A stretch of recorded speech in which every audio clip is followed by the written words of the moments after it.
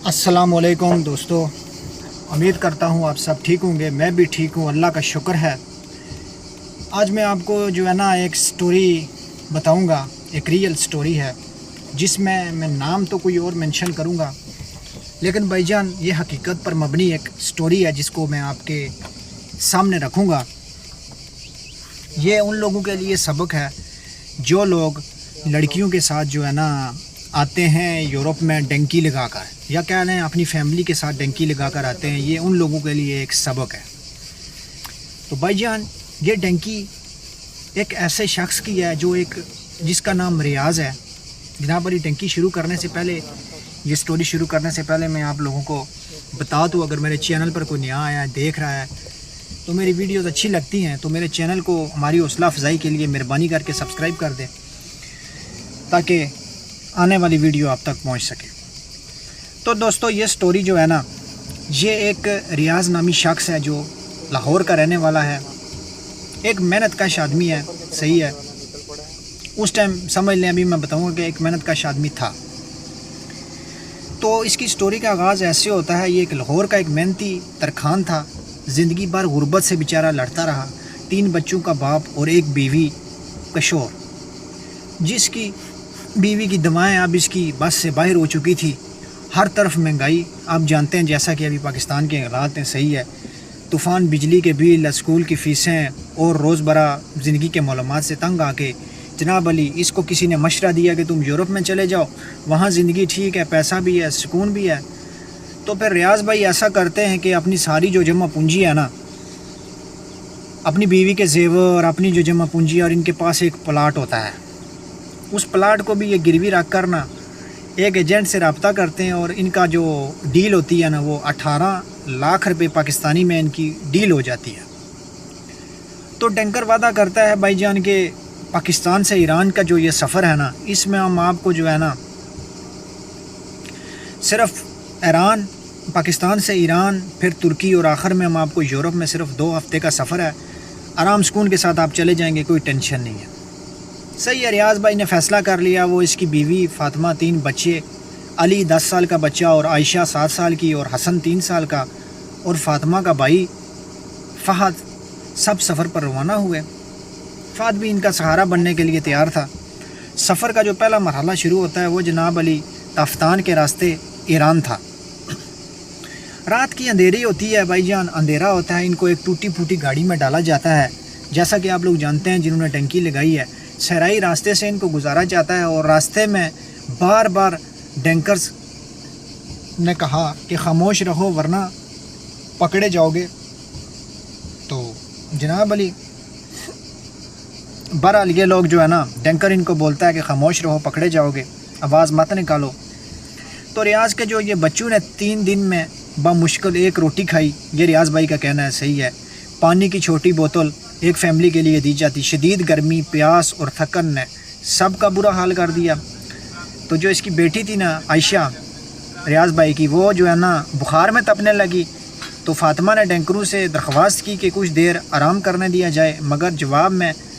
ایک نے اسے دھکا دے کر کہا، رکنے کا مطلب مرنا ہے، ہمیں تمہاری لاشیں اٹھانے کا کوئی شوق نہیں ہے۔ پھر جناب علی یہ ایران میں داخل ہو جاتے ہیں کسی نہ کسی طرح۔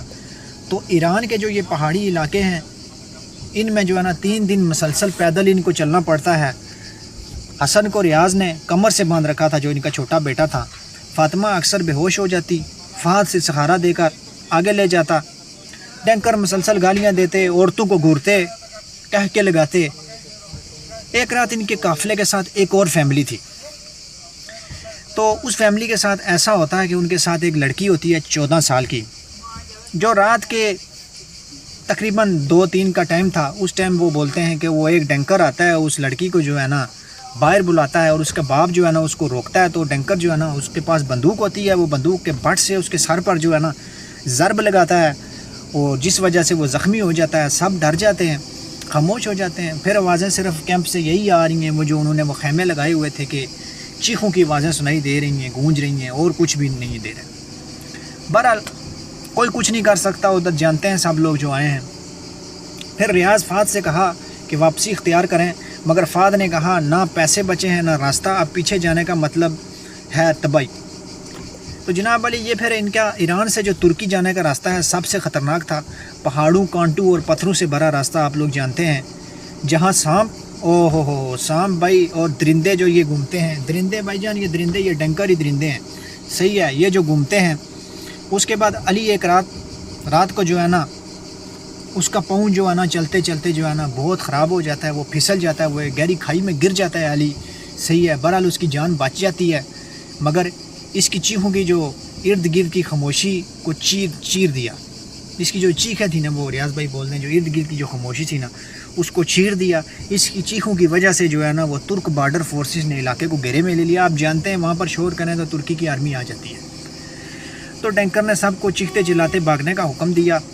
تو بھاگتے ہوئے فاطمہ کی جو چپل ہے نا وہ نکل گئی، ریاض بھائی بولتے ہیں اس کے پاؤں لہو لہان ہو گئے۔ وہ رکی تو ٹینکر نے دھمکی دی، یہاں رکنے والی عورتوں کو مار دیا جاتا ہے۔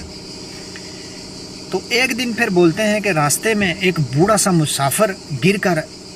ہانپنے لگا، اس نے پانی مانگا تو ٹینکر نے سب کے سامنے اسے ایک پہاڑ سے دھکا دیا اور یہ کہا کہ بوجھ ہمیں پسند نہیں ہے۔ بچوں نے وہ منظر دیکھا اور دل میں دہشت بیٹھ گئی۔ آخرکار ترکی کی سرزمین پر قدم رکھ لیا ریاض بھائی اور اس کی فیملی میں ترکی میں داخل ہو جاتے ہیں، مگر یہ جو ہے نا یہ بھی سکون میں عارضی سکون تھا ان کے لیے، وہ بولتے ہیں۔ پھر ترک فوج جو ہوتا ہے ترکی آرمی ہے، وہ ان کو جو ہے نا وہ گھیر لیتی ہے۔ یہ ایک کھیت سے گزر رہے ہوتے ہیں، وہاں پر ان کو ترک کی آرمی گھیر لیتی ہے، ترکی کی آرمی، جیسا کہ آپ جانتے ہیں پکڑے بھی جاتے ہیں کچھ لوگ، اور پھر جو ہے نا ان لوگوں کو جو ہے نا یہ چلتے چلتے ان کی حالت بہت بری ہو چکی تھی، تھک چکے تھے سب لوگ، صحیح ہے، تو وہ پھر ان لوگوں کو وہاں پر مارتے ہیں، بندوقوں کی جو بٹ ہوتے ہیں ان سے مارتے ہیں۔ تو ریاض بھائی بولتے ہیں میں تو اپنے بچوں اور بیوی کو بچانے لگا تھا ان کے آگے، لیکن پھر بھی بہت مارا، اور جو ان کی بیٹی تھی فاطمہ، اس کو پیٹ میں چوٹ آئی، اور علی جو ان کا بیٹا تھا وہ بازو زخمی ہو گیا، اور جو فات تھی اس کی ٹانگ جو ہے نا وہ جواب دے گی۔ پھر ترک آرمی کیا ان کے ساتھ کرتی ہے، ترک آرمی جو ہے نا جناب علی ان کو 2 گھنٹے جو ہے نا پیدل مارچ کروایا،